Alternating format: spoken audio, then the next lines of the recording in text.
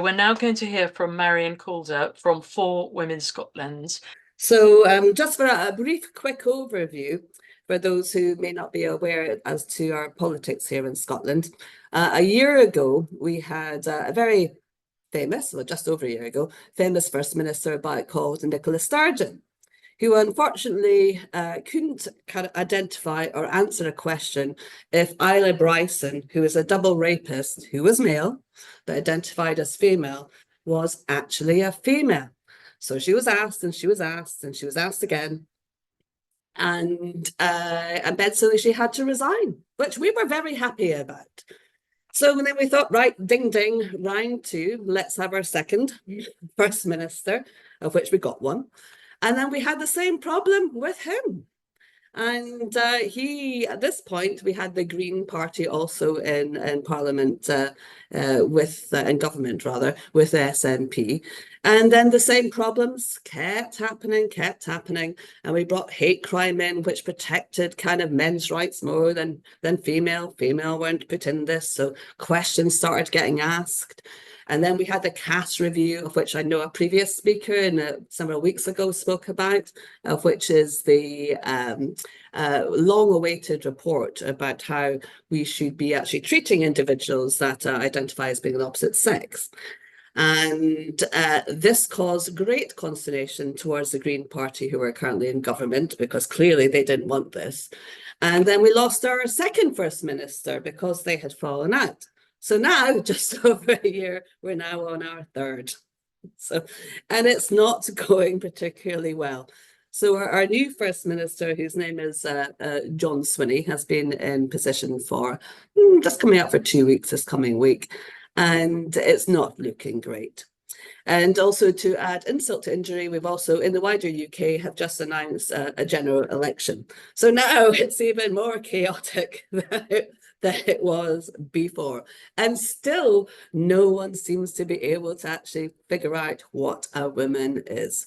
3 years on, 2 First Ministers in Scotland going down, and God knows what the heck we're going to happen with Labour if they come into power, which is also interesting because this is a general election. And for those that don't know, we've also got our own government in Scotland. So we also have our own government too.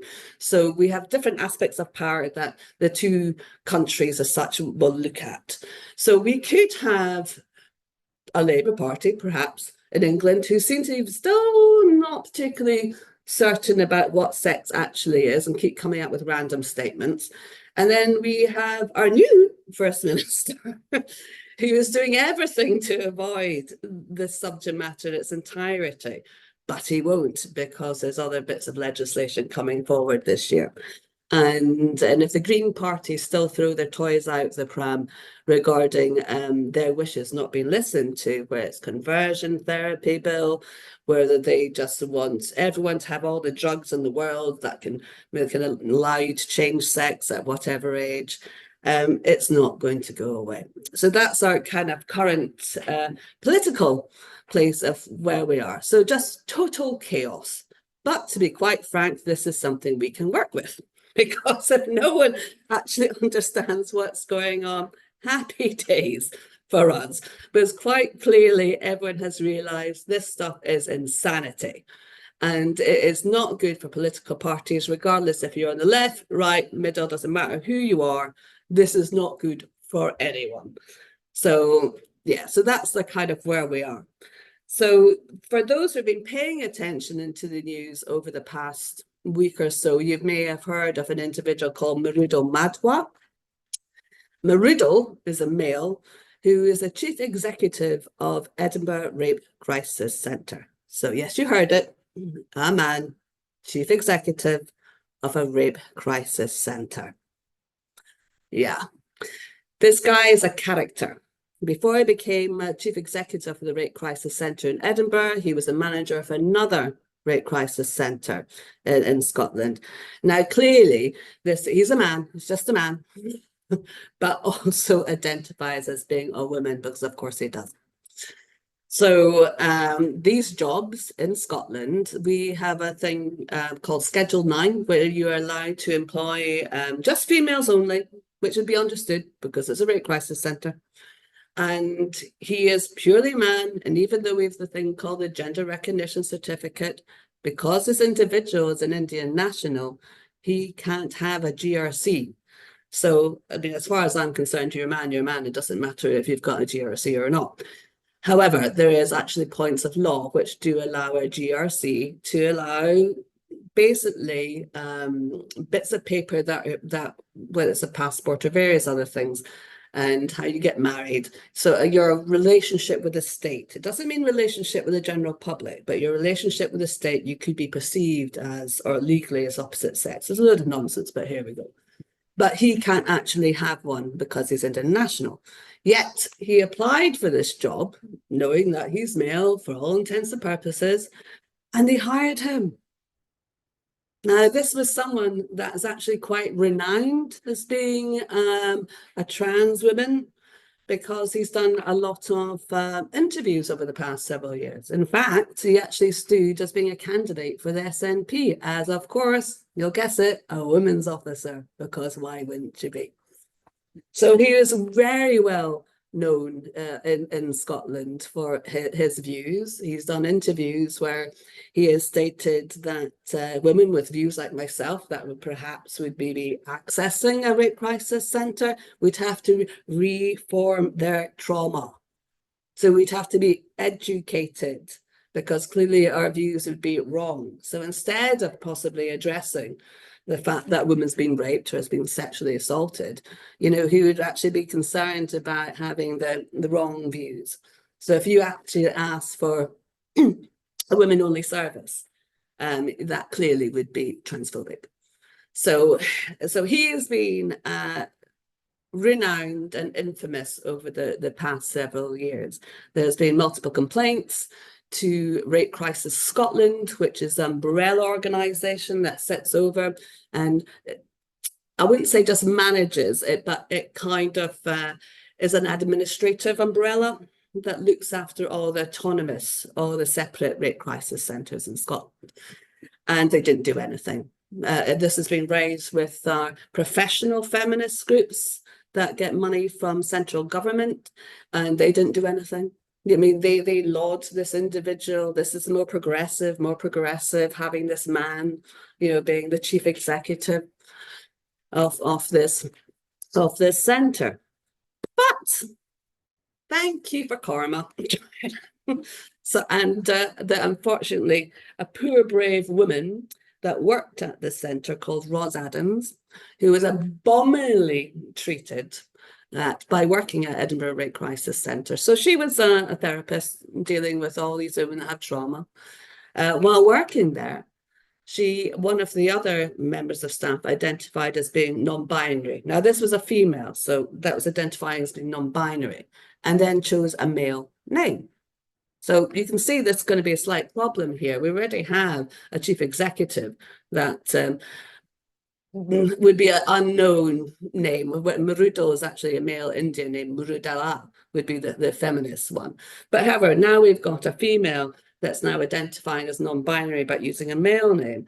So she asked a quite very clearly obvious question: what would I do? What should I say to women that are using the service to explain that, you know, this is a female, this is a woman, but it's going by a male name? It was very basic. It wasn't coming from any other form of bigotry, as they would say it was. It was just about how would she be able to reassure women that were using the services. So that led to months and months of harassment for poor Ros, intolerable investigation. That's just shocking. So eventually she had to leave. She had to go off on long-term sick. She was just absolutely harassed by the organisation. It was a witch hunt to her, but she was brave, and she took a tribunal case and she won, which was fantastic.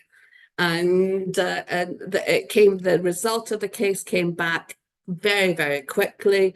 The three judges as such that sat and gave their opinion were just slammed Edinburgh Rape Crisis for their handling and they're dealing off RAWs.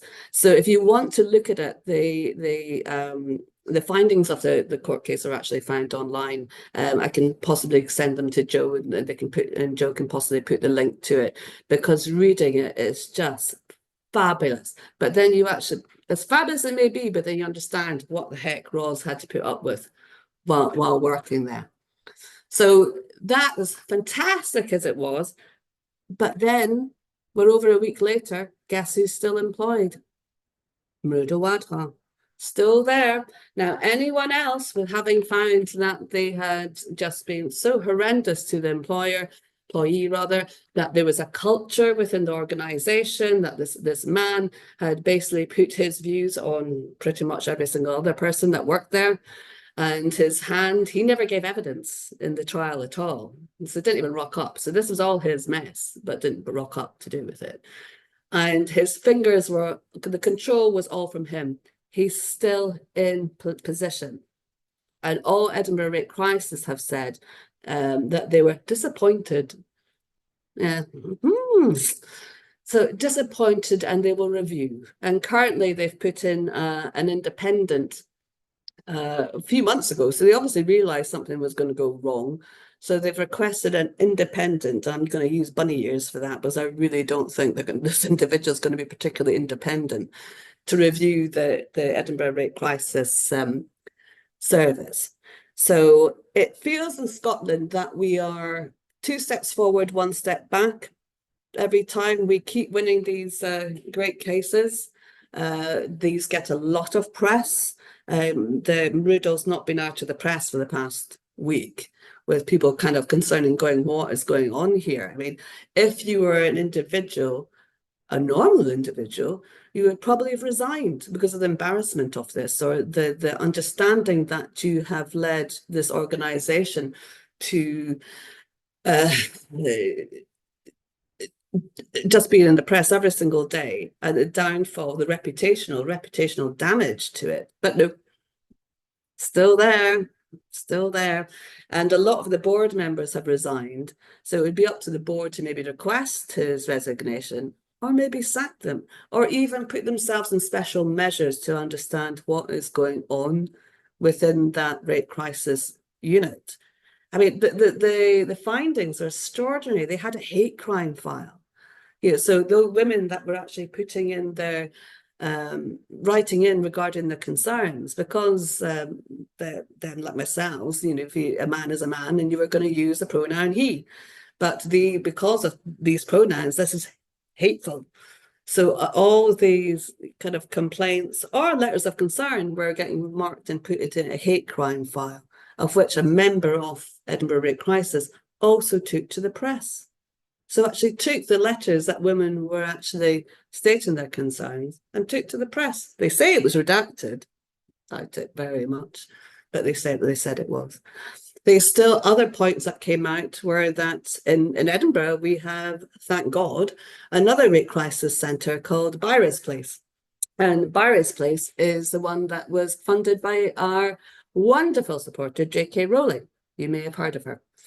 So just over a year ago, we set up Byra's Place, which is a single sex, run by women, for women. That's it. That's what it says in the can. This is what we do. So we actually found out that even Edinburgh Rape Crisis, even with their long waiting list, when we opened Byra's Place, would not signal to Byra's Place. Even though now they're quite entitled to do a mixed sex service if they so wish, as long as it's clear.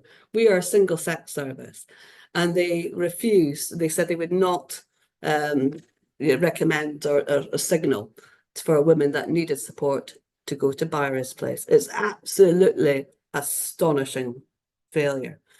But unfortunately, this kind of signifies what's going on in the violence against women and girls sector here in Scotland. So we have a problem with the Edinburgh Rape Crisis, but we also see this is actually happening across a lot of other services and centres across Scotland, where this ideology has just crept in, and this idea of being progressive must take precedence over actually what women actually need and being a safe space and having a place for women to actually heal from their trauma. So it's astonishing. But however, I am feeling hopeful that this has actually woken the general public up to actually understanding. This is why we've been shouting about this for year upon year upon year, that the general public going, I have no idea that this was happening. So Operation Let Them Speak continues. So that's kind of the big thing. But then this past week, we've just had some other craziness. I mean, it's just one thing after another. So we've had the Russell Group, which is represents the top universities here in the UK, and it also represents Edinburgh University, which is pretty much totally captured. They came out with a statement in the past few days, basically saying gender critical speech was similar to all manner of things like homophobia, racism, you name it. They were really putting it up there that anyone that has gender critical viewpoints should be kind of framed as those with views on terrorism, for example. So we kind of obviously clearly complained about that, and they went, "Oh, that was a mistake. It was a total mistake. We meant to say transphobic." I'm going, right, but you were clearly thinking gender critical, and then you just changed it transphobic. That, I'm sorry, what? So they've backpedaled on that and gone, oh no, but clearly that's what they think.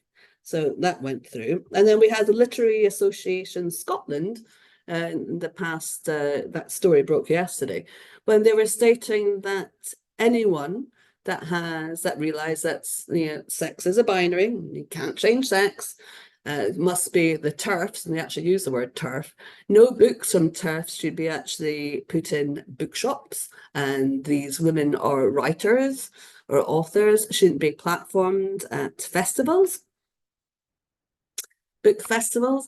So they've now backpedaled on that and going, oh, no, no, sorry. And of course, clearly they knew what they were doing.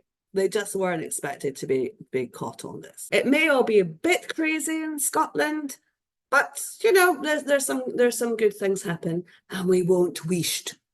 So there you go. And anyway, that's an update from Scotland.